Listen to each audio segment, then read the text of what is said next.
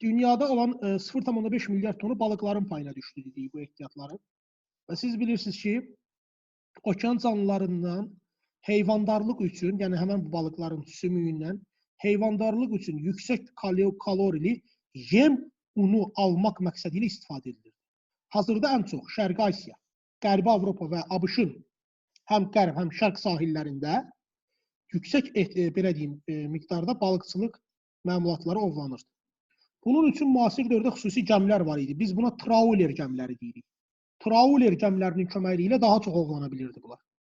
Hazırda ABŞ, Fransa, Yaponiya, bu hissədə Niderland, İtaliya kimi okeana çıxışı olan ölkələrdə dəniz plantasiyaları yaradılaraq süni şəkildə duzlu sularda dəniz təsərrüfatları, marikultur təsərrüfatlar inkişaf elətdirilir. Deməli, dənizlərdə süni şəkildə dəniz məmulatlarının, yəni dəniz məhsullarının belə deyək, istehsalına marikultur təsərrüfat deyilir. İnkişaf etmiş ölkələrdə nisbətən daha çoxdur. Müxtəlif dəniz məhsulları, məsələn, burada balıqlar, mollusklar və s. belə deyək, istehsal olunur. Təbii sərvətlərlə daha zəngin ərazilər əsasən sahil boyundakı şelf, yəni 0-200 metr dərinliklərdir.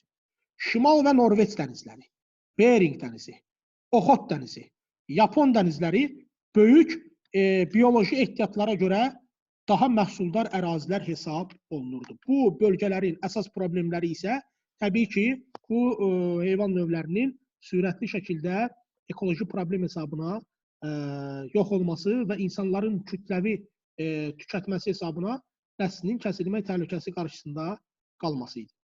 Yoldaşlar, Səudiyyə Ərəbistanı, Birləşmiş Ərəb Əmirlikləri, İspaniya dövləti, bu hissədə Küveyt, həmçinin biz deyə bilərik Qətər, o da Cənub-Qərbi Asiya ölkəsidir.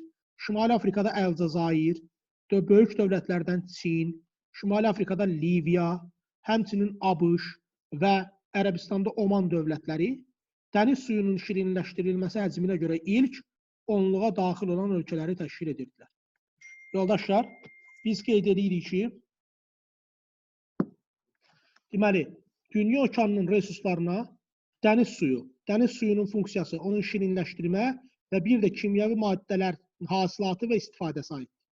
Mineral ehtiyatlarına, təbii ki, biz bura neft və qaz hasilatı, xüsusən şelf zonalarında, bir də bərk faydalı qazıntılar, okeanın dibindən çıxarılan daş kömür, dəmir filizi, boksit, qalay, wolfram, bunlar elə quruda hardadsa, onların da sahilində var. Quruda hansı ərazilərdə bu ehtiyatlar varsa, okeanların da həmən o sahil bölgələrində həmən ehtiyatlar var. Məsələn, almaz Namibiyadadır, carda yəni. Qalay hardadır? İndoneziya, Tayland, Malazya. Hansı bölgədirsə orada da var. Quruda hardadırsa okeanda da elədir. Yoldaşlar, bundan sonra gəlir energetik resursları.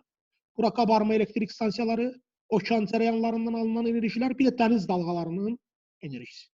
Və sonuncu bioloji resurslarına aiddir. Heyvanlar və bir də bitkilər. Yoldaşlar, dəniz nəqliyyatı, siz bilirsiniz ki, okeanlar ölkələr arası ticarət əlaqələrinin əsas güzgüsü hesab olunur. Yoldaşlar, Böyük Britaniya və Yaponiya dəniz nəqliyyatı xarici daşımaların 98%-ni təşkil edir. Səbəbi ada dövlətləri olmalarıdır. Başqa cür mümkün deyil onların hərəkəti. ABŞ-ın özündə 90% təşkil edir dəniz nəqliyyatı. Həm şərqindən, həm qərbindən Dalyaska ştatı istiqamət. Su nəqliyyatının inkişafı müasir dövrdə baxın burada Zond boğazında, Malakka boğazında Singapur limanını, Niderland ərazisində Şimal dənizində Rotterdam limanını, Çinin şərqində Hong Kong limanını, Şanxay limanını, deməli Yaponiyada Kobe, Cənubi Koreyada Pusan, ABŞ-ın belə deyim qərbində Los Angeles, şərqində New York, həmçinin Almaniya arasında Hamburg, Yaponiyada Yokohama, Tokyo kimi iri, nəhəng dəniz limanlarının yaranmasına səbəb olub. Son zamanlarda yoldaşlar dəniz, okean sahillərində istirahət və turizm məqsədi ilə istifadə olunmağa başlandı. Ən məşhur turizm regionları Atlantik okeanında Böyük Antil dediyimiz Kuba, Haiti, Porto Rico, Yamayka, həmçinin Kanar adaları və Madeira adaları, bunlar İspaniyaya məxsus. Hind okeanında mərcan mənşəli Maldiv adaları, Maldiv və Komor adaları, həmçinin Seyşel adaları, ondan sonra Zond adaları İndoneziyada olan bölgələr, bundan əlavə Sakit okeanın Havay adaları, ABŞ-a məxsus yerlər əsas turizm bazaları hesab edilir. Müasir dövrdə dəniz nəqliyyatı yük daşımalarının payına nəzər yetirsək, yoldaşlar, 37%-ni təşkil edir maye yüklər, yəni neft və neft məhsulları, maye, qaz və s. 25%-ni təşkil edir əsas yüklər. Bura biz deyə bilərik ərzaq, hər hansı yarım fabrikat, yəni tam istehsal olunmamış məhsul və hazır məhsullar. 24%-ni dünyada ixracın təşkil edir xam mal, dəmir filizi, daş kömür, boksit və fosforit və yerdə qalanda digər yükləri 14%-i təşkil edirdi. Deməli, 37% maye yüklərdir ən çox, 25% belə deyək, əsas yüklərdir, ərzaq, yarım fabrikat və hazır məhsullar, 24% xam mallardır və 14%-ə qədər digər resurslar hesab olundu. Mən sizə bəzi su hövzələrindəki limanları qeyd eləmək istəyirəm, diqqətlə baxın. Birincisi Rotterdam, Niderland ərazisi, Hollandiyada yəni, Şimal dənizi sahillərindədir.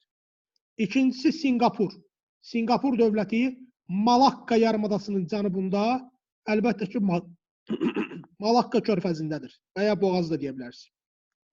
Şanxay limanı Çində, Sakit Okeanın şərqi Çin dənizindədir.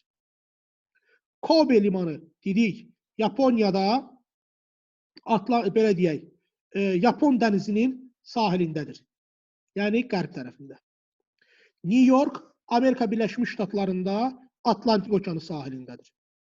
Tiba limanı yoldaşlar, siz bilirsiniz ki, Yaponiyada Sakit Okean sahilindədir.